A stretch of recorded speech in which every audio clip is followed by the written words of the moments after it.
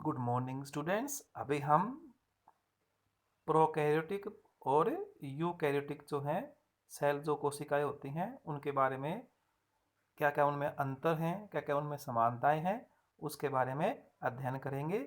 इससे पहले के जो दो वीडियोज हैं जिसमें हमने आपको यूकैरियोटिक जो सेल है उसकी स्ट्रक्चर, मॉर्फोलॉजी, साइज, शेप जो भी हैं उसके बारे में आपको पढ़ाया था, और दूसरी वीडियो में हमने आपको प्रोकैरियोटिक जो सेल है उसकी क्या मॉर्फोलॉजी है, स्ट्रक्चर है, साइज, शेप जो है उनके बारे में आपको पढ़ाया था। तो ये सब पढ़ने के बाद जो है अब हम इनके अंदर क्या क्या समानताएं हैं और क्या क्या असमानताएं हैं उसके बारे में हमें पढ़ सकते हैं। तो जब हम समानताओं के बारे में पढ़ते हैं दोनों के अंदर क्या क्या समानताएं हैं, तो उसमें आपको वैसे मुख्य रूप से आपको बताते हैं कि चार ऐसी स्ट्रक्चर्स हैं जिसमें इन दोनों में समानताएं होती हैं। ठीक है, और वो क्या है? इन दोनों के अंदर डीएनए मिलता है, नंबर एक। नंबर दो, इन दोनों के अंदर प्लाज्मा मेम्ब्रेन होती है, सेल के चारों तरफ होती है। नंबर तीन, इन दोनों के अंदर राइबोसोम्स भी प्रेजेंट होते हैं। और नंबर चार, इनकी सेल के अंदर जो जेल लाइक पदार्थ जो होता है जिसको हम साइटोप्लाज्म कहते हैं वो उपस्थित होता है। तो ये मान लो चार ऐसे मेन करेक्टरिस्टिक्स हैं, मेन ऐसे पॉइंट्स हैं जिसमें ये समानताएं दिखाते हैं, और इन चारों को ही हम इलोबरेट करते हैं। इनसे और भी जो है इनके अंदर समानताएं आती हैं। तो वो क्या क्या समानताएं हैं वो आपको जैसे और समानता, जैसे कि ये तो आपको मैंने बताया प्लाज्मा मेम्ब्रेन होती है। अब ये जो प्लाज्मा मेम्ब्रेन होती है ये लिपिड बाइलेयर की बनी होती है, इसमें क्या होता है, प्रोटीन्स भी होते हैं। डीएनए जो है जेनेटिक इंफॉर्मेशन, जेनेटिक मेटेरियल होता है, दोनों ग्रुप के अंदर आते हैं। और इसकी जो केमिकल कंपोजिशन है डीएनए की, आरएनए की जो भी है वो भी क्या होती है, दोनों के अंदर वही होती है, वही नाइट्रोजन बेस होते हैं, शुगर है, फॉस्फेट है, वो सब क्या होती हैं, सब में सेम होते हैं, क्योंकि प्रोकैरियोट से ही यूकैरियोट्स का डेवलपमेंट हुआ है। ठीक है भी। तो ये आते हैं बोथ ग्रुप्स जो होते हैं, जो है जेनेटिक जो इंफॉर्मेशन है उसको रेगुलेट करते हैं। ठीक है, अलग अलग तरीके से होते हैं लेकिन उसमें रेगुलेशन तो होता ही है। दोनों के अंदर मैसेंजर आरएनए बनता है जो कि जेनेटिक जो मटेरियल होता है और उसका जो लास्ट एक्सप्रेशन होती है जिसको हम प्रोटीन्स कहते हैं, उनके बीच में एक कड़ी के रूप में काम करते हैं। ठीक है, और इन दोनों के अंदर जो है सभी 20 प्रकार के जो अमीनो एसिड होते हैं जिससे प्रोटीन्स का निर्माण होता है वो भी होते हैं, और दोनों के अंदर ही 61 कोडोन मिलते हैं, चाहे वो प्रोकैरियोटिक हो चाहे वो यूकैरियोटिक हो। और जब हम कोडोन के बारे में पढ़ते हैं तो इसके अंदर भी जो ये स्टॉप कोडोन होते हैं तीन, यूएए, यूएजी और यूजीए, वो भी सेम होते हैं। ट्रांसफर आरएनए की स्ट्रक्चर भी दोनों के अंदर सेम होती है।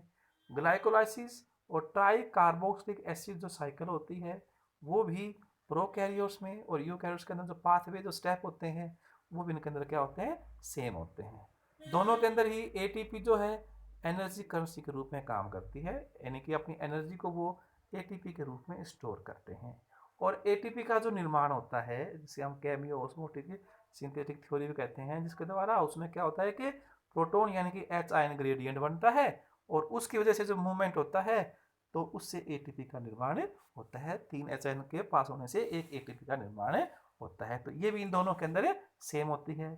जिन प्रोकैरियोट्स में और यूकैरियोट्स में फोटोसिंथेसिस होती है वो भी इनके अंदर क्या होते हैं, सेम होते हैं। प्रोकैरियोट्स में ब्लू ग्रीन एल्गी जिसको हम साइनोबैक्टीरिया कहते हैं, और यूकैरियोट्स में प्लांट्स जो आते हैं, और इनके अंदर जो लाइट रिएक्शन और डार्क रिएक्शन जो होती हैं वो भी दोनों में सेम होती हैं। ठीक है, इसके अलावा प्रोटियोसोम्स जो होते हैं जो कि प्रोटीन को थोड़ा टुकड़ों में तोड़ते हैं, ऐसे सैक लाइक स्ट्रक्चर्स मिलती हैं, वो भी इन दोनों ग्रुप्स में मिलती हैं। तो ये इनके अंदर समानताएं थी, सिमिलैरिटीज थी। अब इसमें डिफरेंसेस क्या है उनके बारे में आपको अभी पढ़ाते हैं। प्रोकैरियोट्स, प्रो का मतलब क्या होता है, बिफोर या पहले, और कैरियो का मतलब क्या होता है, न्यूक्लियस। तो प्रोकैरियोटिक ऐसे जीव होते हैं जो कि न्यूक्लियस से पहले जिनका विकास हुआ, डेवलपमेंट हुआ, यानी कि इन जीवों के अंदर एक वेल ऑर्गेनाइज न्यूक्लियस का अभाव होता है, तो इन्हें हम प्रोकैरियोटिक कहते हैं। ठीक है, पहले प्रोकैरियोट्स बने फिर न्यूक्लियस बना, आप ये कह सकते हैं। ठीक है, और यूकैरियोटिक जीव होते हैं जिसमें ट्रू न्यूक्लियस मिलता है।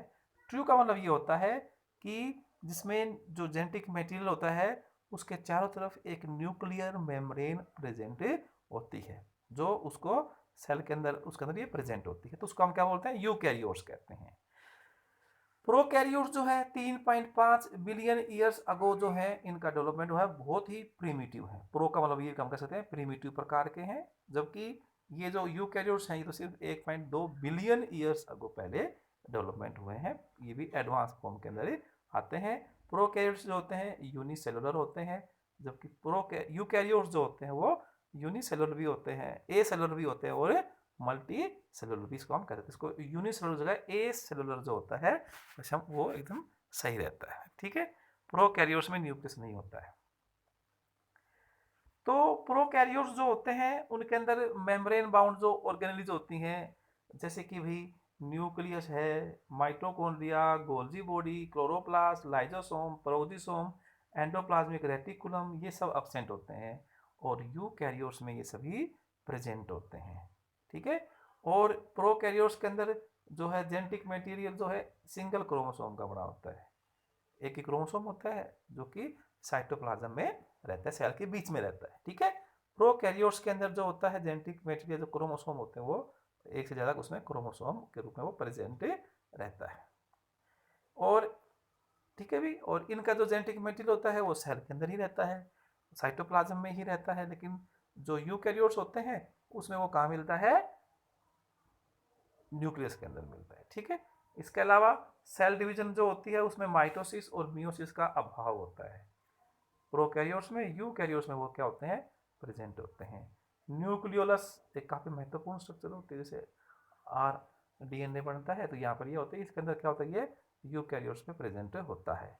राइबोसोम 70S का प्रकार के होते हैं, यानी कि यहाँ पर जो राइबोसोम है प्रोकैरियोट्स की तुलना में उनका साइज क्या होता है, छोटा होता है, उसको बड़ा, उसके अंदर क्या होता है वो 80S टाइप का प्रकार का होता है। 70S का मतलब यहाँ पर S का मतलब स्वेडबर्ग यूनिट कहते हैं, और ये किस रेट से वो सेडिमेंट होते हैं वैसे उसको दर्शाती है, और ये उसके साइज को भी है, मतलब तो 70S का साइज है, यानी कि यूकैरियोट्स के जो राइबोसोम होते हैं वो बड़े आकार के होते हैं, और प्रोकैरियोट्स में क्या होते हैं वो छोटे आकार के होते हैं। और जो है 70S जो राइबोसोम है ये 50 और 30S 2 यूनिट का बना होता है, एक बड़ी यूनिट एक छोटी यूनिट। और जो इसके अंदर यूकैरियोट्स में 80S मिलता है, इसमें 60 और 40S का क्या होता है यहाँ पर ये प्रेजेंट होते हैं, ठीक है भी। तो ये इनके अंदर कुछ सिमिलरिटीज या डिसिमिलरिटीज जो हम आपको वो बता रहे हैं। एंडोप्लाज्मिक रेटिकुलम एब्सेंट होता है प्रोकैरियोट्स में, आपको मैंने पहले बताया था वैसे, ठीक है ना।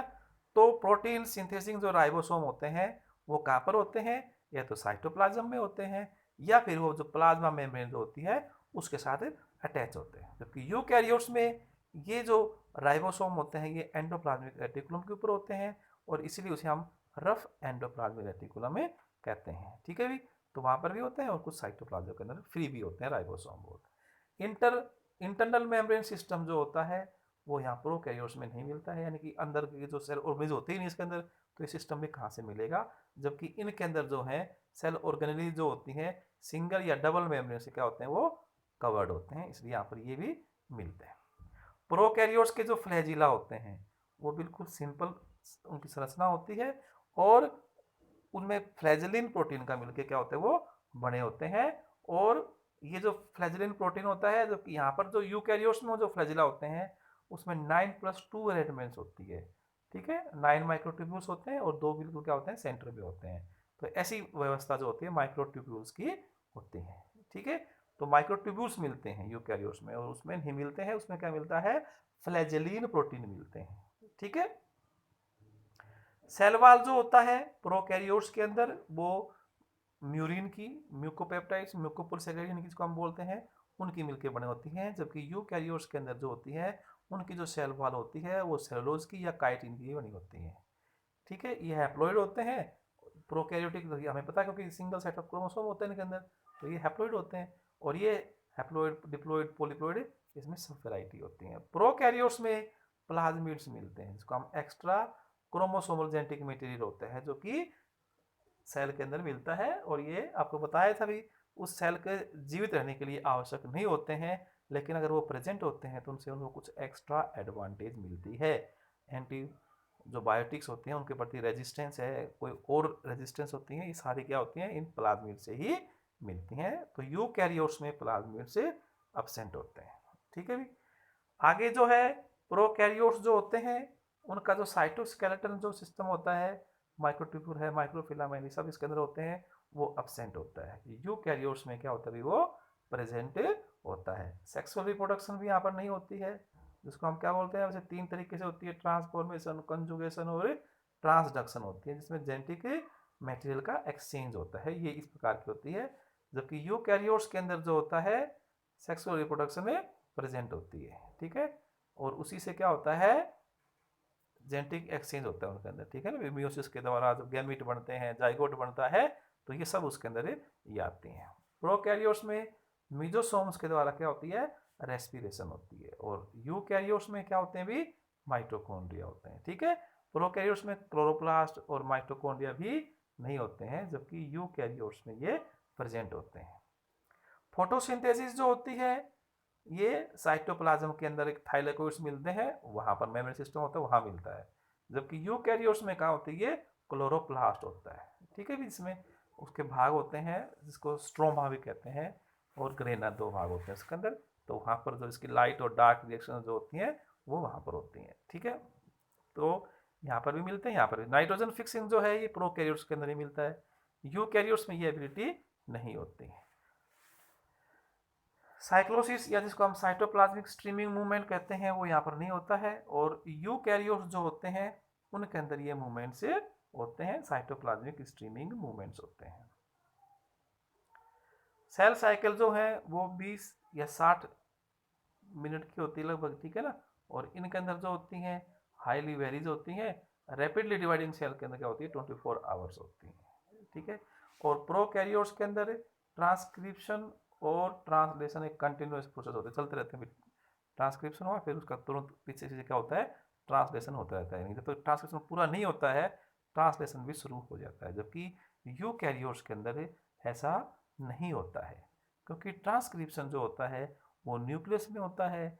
वहाँ से जो ट्रांसक्रिप्ट बनता है, यानी कि आरएनए जो बनते हैं, एमआरएनए, टीआरएनए, वो न्यूक्लियस से फिर बाहर आएंगे, और वहाँ पर उसमें क्या होगा, फिर ट्रांसलेशन यानी कि प्रोटीन संश्लेषण होता है। तो ये इस प्रकार के कंटिन्यूस प्रोसेस नहीं है, सेपरेट जो प्रोसेस है, वो इनके अंदर ये आता है, ठीक है भी। तो प्रोकैरियोट्स जो है, ये आपको मैंने स्टार्टिंग में बताया था, प्रोकैरियोन, कैरियन न्यूक्लियस या कर्नल, यानी कि जिसमें विच वर इवोल्व बिफोर द न्यूक्लियस होते हैं, यानी कि उसमें न्यूक्लियस नहीं होता है, उन्हें हम क्या बोलते हैं, यूकैरियोट्स, सॉरी प्रोकैरियोट्स से कहते हैं। उदाहरण क्या है प्रोकैरियोट्स के, जब हम एग्जाम्पल देखते हैं और यूकैरियोट्स के, तो उससे आपको पता लग जाएगा। प्रोकैरियोट्स के अंदर वैसे तो मोनेरा आता है, ठीक है, जिसमें वैसे 2 नाम दिए गए हैं, आर्किया और यू बैक्टीरिया। तो यू बैक्टीरिया में तो सारे बैक्टीरिया आ गए, ठीक है। और आर्किया बैक्टीरिया के अंदर क्या आते हैं, जो कि एक्सट्रीम एडवर्स कंडीशन में रहती है, मिथेनोजेनिक है, थर्मोसिटोफिलिक है, तो ये हेलोफिलिक है, जो कि 60 कंडीशन में मिलते हैं, तो ये बैक्टीरिया हैं। इसके अलावा माइकोप्लाज्मा है, एक्टिनोमाइसिटीज हैं, तो ये सब किस में आते हैं, इसी के अंदर आते हैं, प्रोकैरियोट्स में।